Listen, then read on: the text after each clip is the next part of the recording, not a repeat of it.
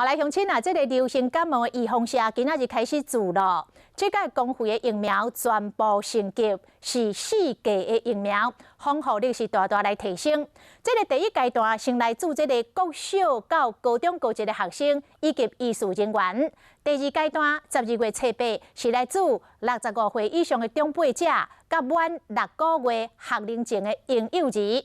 若其他会当做这个公费疫苗的这个民众，为明年1月初1开始来做。要提醒咱的乡亲时代，也未做预防社进前，都爱较食仔洗手咧，做好着个人的卫生，安尼较袂去患着感冒。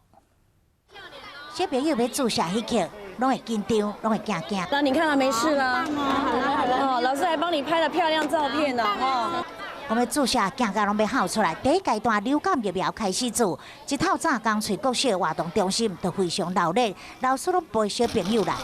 打针的时候会紧张吗？会，我差点就要哭了。真的？那你后来有哭吗？金融的接种率的话，大概有80%，那去年大概7%，7%2左右。今年做流感疫苗有分做3个阶段，第一阶段是针对国小到高中级的学生甲医师人员。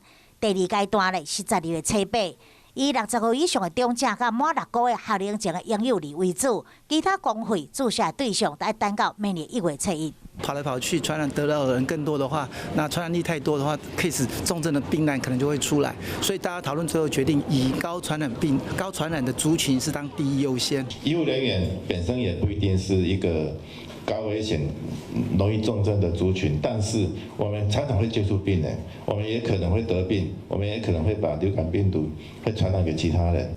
医师嘛建议要做疫苗进前，避免看北。